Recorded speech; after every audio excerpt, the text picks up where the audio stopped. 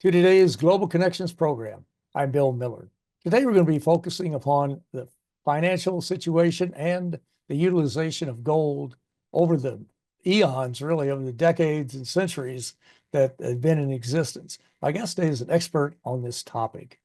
Dr. Robert Farley has taught security and diplomacy courses at the Patterson School of Diplomacy and International Commerce at the University of Kentucky since 2005. Dr. Farley is the author of Grounded, the Case for Abolishing the United States Air Force. His most recent book is titled Waging War with Gold, National Security, and the Finance Domain Across the Ages. Dr. Robert Farley, welcome to today's Global Connections program. Thank you for having me again. I appreciate you being with me. You've got a topic that will grab everybody's imagination. Everybody's interested in gold, finances, and that type of thing. What was your motivation to write this book? It seems a little bit of a different type of genre, shall we say? Maybe it's not, but why did you decide to write it? So a few years back, 2018, 2019, I took a year off from the Patterson School to teach at the United States Army War College. And that was a wonderful experience. Most of the students were lieutenant colonels and colonels from United States military services and from U.S. allies. Um, and one part of the conversation that I found very interesting there and that began to frustrate me was how we talked about economics, how we talked about finance, and in particular, how we talked about the national debt. And it seemed to me that our conversation was, not to be cliche, but our conversation about money was impoverished. That at the strategic level, we weren't thinking about money in the sophisticated way that people who talk about money and talk about finance for a living will talk about it. So we were talking about, the debt is this number, as opposed to, more sophisticated accounts of, what we actually owe and how we owe it and what interest rates are and so forth. And so I wrote this book for that conversation, right? And I found partners to help me write it, and it's out, and hopefully we'll get some interest and attention. I think you will. I think you're going to make it. No doubt about that. Well, let's jump into it. There's so many different places we could start, but what are a couple of examples of some of the systems that existed in the pre-modern world as opposed to the postmodern world when it comes to finances and the role of gold in that whole mix? Yeah. So people, ancients and moderns, when they talk about war, when they think about war, whenever you read anything about war, they will talk incessantly about finance. And this is something that, from my perspective as a political scientist from way back when, was really kind of curious because a lot of our literature does not talk a lot about finance. But if you read, for example, Thucydides' History of the Peloponnesian War, there are vast chapters of that book that are just about the finance of either the Spartans or the Athenians. You can read the same thing about the Romans and how the Romans thought about gold and silver, and how gold and silver essentially undergirded the financial structure of the empire, the economic structure of the empire, but also allowed the distant deployment of Roman legions and their maintenance out on a frontier. If you go and read the ancient Chinese literature, even the medieval Chinese literature, you see a similar fascination with finance of some sort. Whether it be lead coins or coins out of other kinds of base materials, or eventually in the Chinese case, paper money, some of the first paper money that is intended to finance wars and make the Chinese empires capable of waging wars. So there are lots of different systems. I mean, coins are an invention. They're an invention that spread pretty far, pretty fast, but we know when more or less they were invented. We have it in from Herodotus when coins were invented. And since there have been coins, people have been using them to be able to fight and win the wars that they want to win. Exactly. Now, let's bring it up a little closer to where we are today. We hear so often about hyperinflation in immediately after World War I, especially in Germany. What were the economic systems in Germany and that area of the world as opposed to the post-World War II economic systems that were in place? That's a great question. It's a complicated question. Coming out of World War One, essentially the great powers tried to rebuild what we now talk about as the classic gold standard. And the classic gold standard was essentially a system of finance that was based on the British pound sterling. It was the basis for international commerce in the late 19th century. It was a very good system for what it was. Um, World War One generated an incredible amount of debt on basically every European power, and so at the end of the war, when Britain and France and the United States tried to put everything back together, what we found was that the system couldn't handle it, and the first place that the system started breaking down was in Germany, where the Germans were trying to spend their way out of several problems. They created massive hyperinflation, which devastated the economy and devastated German society. But that was only really the first inkling that something was wrong with the system. And by the 1930s, the system had completely broken down, that the classical gold standard fell apart, convertibility wasn't happening, and you essentially just had a gigantic financial mess leading up into the Second World War. Exactly, no doubt about it. Well, now after World War II, yeah, it's right at the end of World War II, we had the creation of the United Nations, June 26, 1945, the Bretton Woods institutions, and you can tell us what the World Bank and the International Monetary Fund are, but how did they play a role in helping to stabilize not only international relations, to reduce conflicts, but also to provide economic stability? And what were some of this is a long question, what were some of the strengths and some of the weaknesses of all three of those institutions? So it's right to tie all those three institutions together. Essentially, policymakers in the United States and in the United Kingdom associated the causes of World War II with economic and financial instability before the war.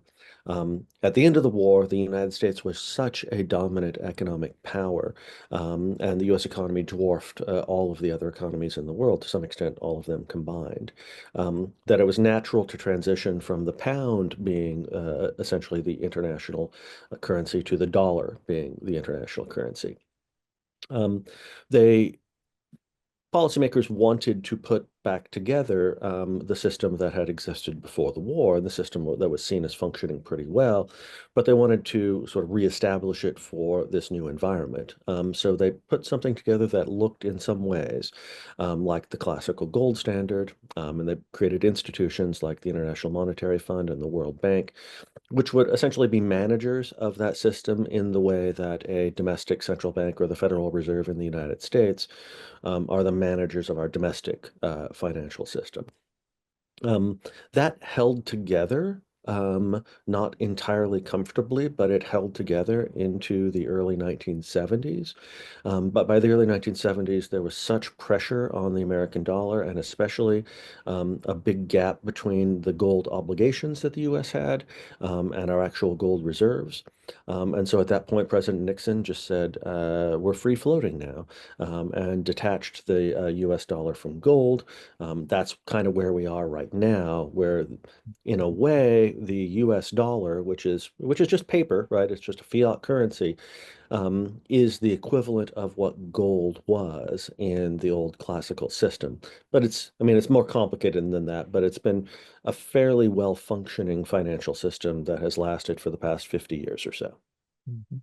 And we're going to come back in just a moment and talk about it and see how long it'll last into the future.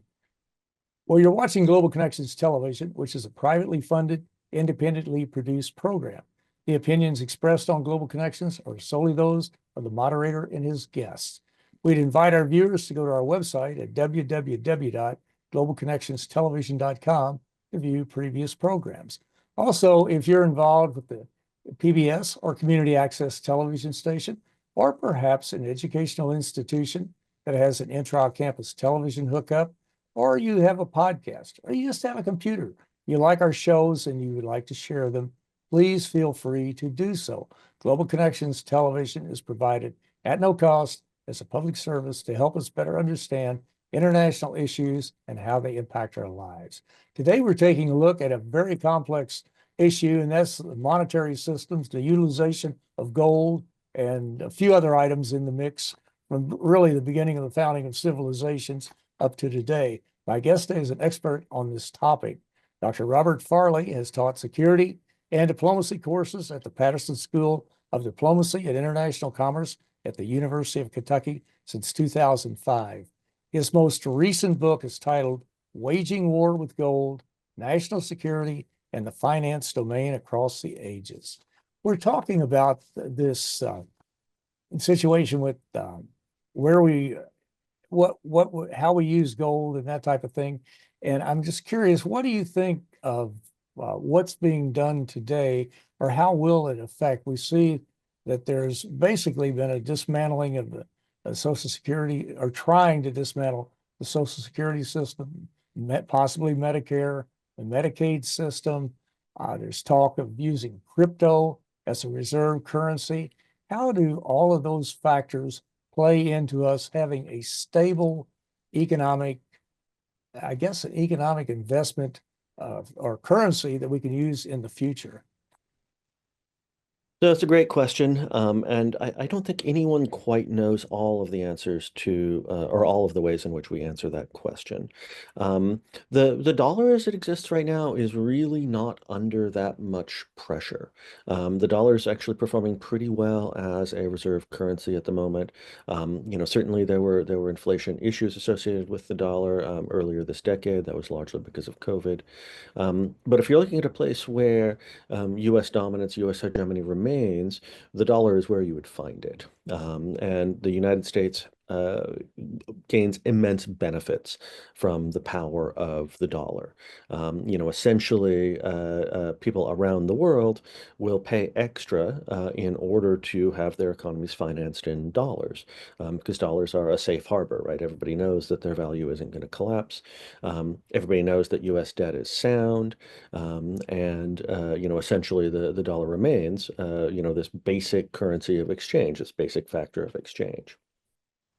And so it is kind of odd that we're at the same time talking about threats to the dollar. To my mind, most of these threats are kind of notional. The Chinese have largely sort of contemplated where the dollar is going and don't seem all that interested in challenging it. Crypto is an interesting development, but at the moment, rather than existing as a reserve currency, crypto seems like, it seems like something that you use in order to evade surveillance and evade scrutiny. That's certainly how the Russians are using it right now. Um, and so, the dollar remains this sort of source and symbol of U.S. power at the moment, but it's founded on, the bigger U.S. economy, U.S. military power, and really on the sense that the United States is a strong and reliable partner for economies around the world. And perceptions of all those things could change. They certainly can. And as you alluded to, stability is absolutely critical. And that brings me back to the dollar. It does fluctuate a bit. It's up, down, that type of thing. But it's been reported several times that Elon Musk and some of the crypto folks want to destroy the dollar and basically usher in this cryptocurrency to replace the dollar and have that as our main currency, our reserve currency, and what have you. How do you perceive that? First off, is it feasible to do that? Secondly, if they were able to do it, what would it mean for us? So, the answer to both of the questions is we don't know. We do know that it would be very dangerous. Crypto has sort of replaced what we used to have. We used to call them gold bugs, right? There were people who were saying that we had to return to the gold standard.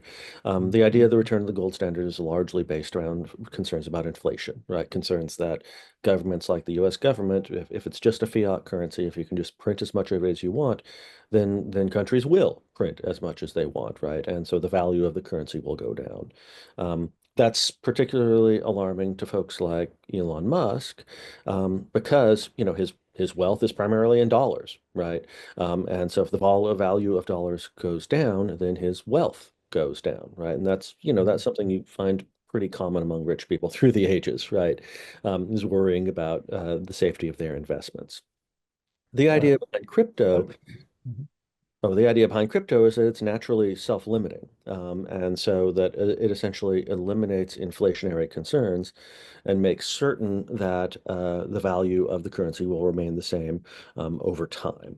Now, what we know of crypto so far is that it's actually far, far more volatile than the dollar, which makes it not ideal for a reserve currency. But you're right, people are certainly talking about what it might look like if crypto replaced the dollar. Exactly. It certainly is. And I am certainly not an expert in the financial market by any means, but it reminds me, well, you hit it on the head, I think, a minute ago when you said it's a good way to avoid something. And it really is a lot of the financial experts say it's nothing but a Ponzi scheme. It's all it is. They've driven up the price. It's sort of like the tulip market back in the 1600s or something in the Netherlands, and it was just a run on the tulips until the bottom fell out. And it seems like it's the same type of thing with the crypto that they're keeping the coins. It takes so much to produce coin, and then they're keeping them very limited, and they have this very intricate numbering system. I don't understand the whole thing, but personally, I'm not big on crypto, but that's just my own personal opinion. Anybody wants to buy it, that's their business. One other thing on this too, Rob, that has caught my attention is that the gold's gone up very nicely. I think it's up to 2,900 an ounce or something like that now. And the Chinese are buying gold. What does that tell you?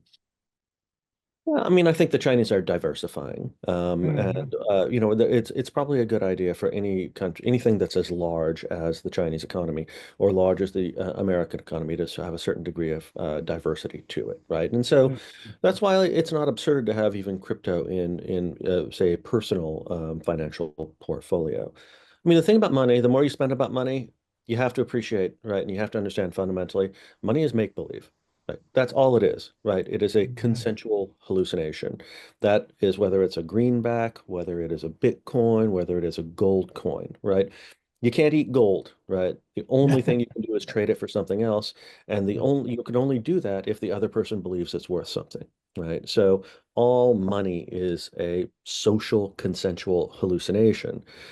It just matters which hallucination we're all having at the same time, right? And since Exactly. 1945, we have all hallucinated the dollar into being the most important currency, right? If we decide to change our minds on that, then something else will become, the reserve, the most important currency. And whether that's crypto or the yuan or the Japanese yen or something else, sort of just depends on a lot of factors around the world. Exactly. In your book, you had four scenarios that could possibly happen. And if you could, I know we're getting short on time because you touch upon them very briefly. I know one is that the U.S. remains a financial hegemon. How do you see that happening? And then briefly, the other three. Well, so the idea of the dollar remaining essentially the reserve currency, the idea is that um, it will only be replaced by something better. And there's nothing better, right? That there's nothing really on the horizon that's better, including crypto, including other national currencies. And so in the same way that the pound survived for a long time as the currency of record beyond British hegemony, that even if the United States is no longer the hegemon, the dollar is still going to be the way to go. The challengers to that are an orderly transition, and a lot of people thought we'd see an orderly transition to something like the euro. That hasn't really happened for a whole bunch of different reasons. We have to deal with European monetary policy. A disorderly transition to another currency, which would be something like the renminbi, the Chinese currency, essentially becoming the reserve currency. But then the fourth scenario is a disorderly transition into nothing at all, right? Where we don't have a hegemonic currency. International trade becomes a lot more difficult in that scenario. Trade becomes a lot more volatile. And we probably see real world effects on inflation and the inability of people to buy the things that they've become accustomed to buying. So you probably see real economic contraction in that scenario. Mhm. As we look or think back, just about almost 100 years ago, it seems that history is repeating itself in many ways. I won't go through all the different uh, machinations here, but one that it seems to be possibly coming to fruition is with these tariffs. And the tariffs are paid by the consumers in almost all cases, not all, but in most of them. And I think about the Smoot-Hawley legislation, which was absolutely disastrous and basically plunged the world into an international depression. How do you view these tariffs that are not going to produce, according to the economists, not going to produce the revenue that the Trump administration thinks they're going to get out of them? And what detrimental aspects or effects are these tariffs going to have, not only on our financial situation, but on our relationships with our allies in particular, not our enemies, but our allies? How do you perceive these tariffs? So I think we have two things that are going on, right? The first is the threat of tariffs. And President Trump, he likes threatening tariffs. He seems to not be as excited about actually executing those threats. We've had the bumping back of tariffs against Canada and Mexico a couple of times. There is, I know we had big auto tariffs yesterday, but whether those are actually pushed through or actually executed is a different question. And so for the Trump administration, the threat of tariffs is seen as a politically useful way of getting stuff that they otherwise want. But if you want that to work, you eventually have to do the tariffs, right? Because people are just not going to believe that you're going to do tariffs against them unless you actually do it. In terms of tariffs as actual useful economic tools, you're absolutely right. All they do is drive up costs. All they do is drive up prices. Their intention is to drive up costs and drive up prices. In the very long term, you could see a restructuring of the U.S. economy, right? So, we can't buy cars from abroad, so we build more cars here. That's an incredibly painful process, and it takes a really long time. And you have to retrain in Kentucky. You have to retrain people out of the bourbon industry, which is going to be devastated by tariffs, and into the automobile industry. And people can imagine how long it's going to take them to relearn how to do things. And so it's a really painful process. And I'm not sure I understand why the Trump administration doesn't understand that. Mhm. From the experts who are around the Trump administration, many of them do, but apparently they're afraid to say anything. And so they're letting this move forward, which could be absolutely detrimental for not only for the United States economy, but our friends and allies and the world if it goes over like Smoot-Hawley did. And that is what we have to worry about. Well, Rob, in our last minute, what would you recommend that we think about as we move into the future and how we deal with economics, finances, and gold? We don't want to leave that out. I mean, the only thing, and really the whole thing that generates this book is learn more about what the things that affect us in the real world, right? And this is what I say about the Air Force. It's what I say about patents, and it's what I say about finance. Understand that finance is more than just the national debt. Understand what interest rates do. Educate yourself as well as you can with respect to how money actually works. If you're a young man and you have money, don't necessarily plow it into crypto. Be careful and sensible and intentional with what you're doing with your money, and understand that nations do the same thing.